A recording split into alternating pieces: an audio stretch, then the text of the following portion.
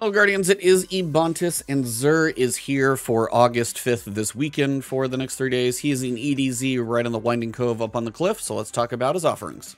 The exotic weapon is the tractor cannon. This is an old one, but if you don't own it, you should buy it because it's got suppression abilities. You can boot people off ledges.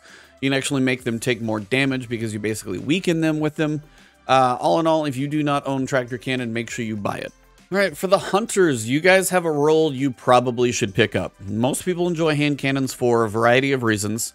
Hunters especially are looking for high mobility. You've got a 28 stat roll in mobility, which is just nuts.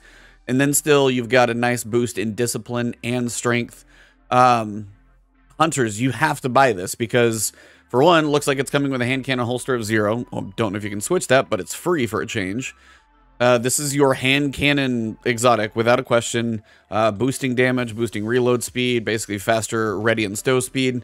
And then you've got a 67 for all in mobility for a hunter. And then you've got ability bonuses right here on the bottom.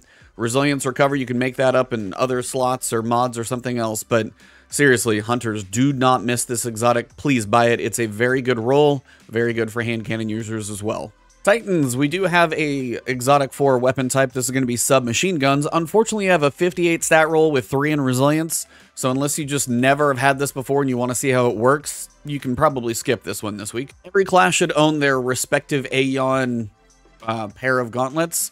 Make sure if you're a Warlock and you do not own a pair of these, buy them. You got decent mobility, which I don't really care about, but some resilience, decent recovery, which is good for a Warlock, and a boost to strength that's a 62 roll.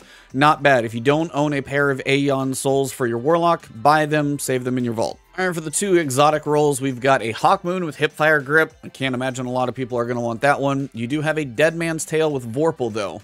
You're going to be getting a lot of stability on this roll. You got a little less range here for a scout rifle, so that's kind of a dependence if you want that.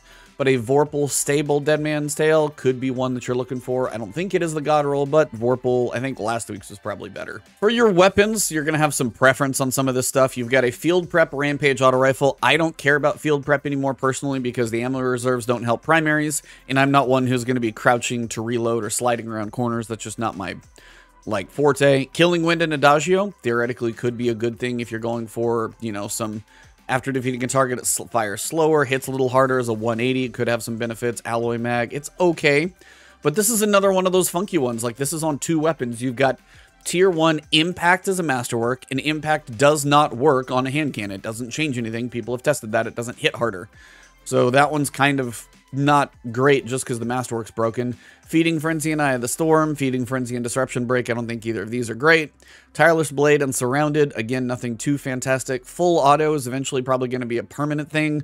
Moving Target is okay for a Scout Rifle. You got a decent amount of range on this one, but I don't think the Full Auto on a Scout, unless that's just something you want guaranteed on there, does too much.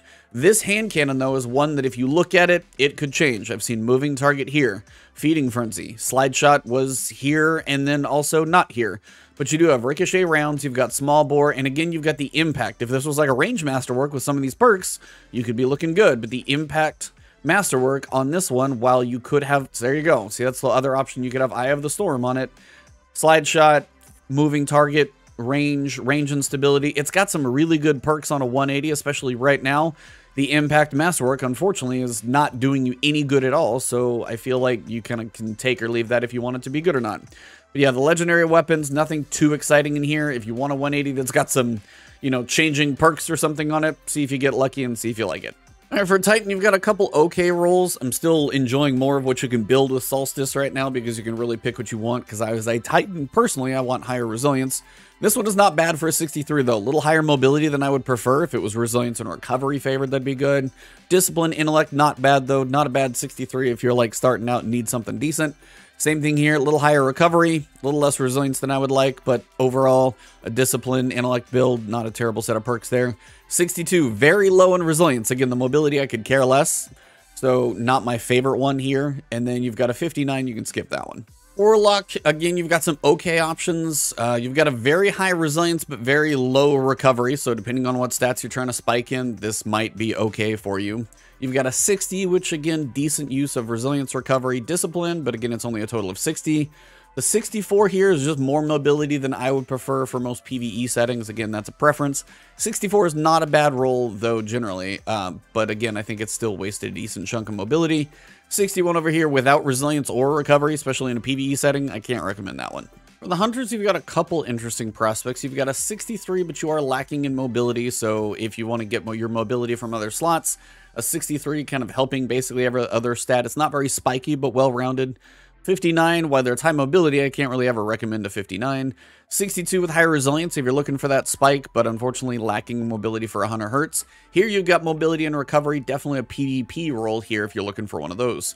I would say the biggest thing this week is going to be this 67 for the hunters. Make sure you pick that up. If you don't have the boop cannon, make sure you get it. And if you had any preferences there on the legendary weapons, go for those.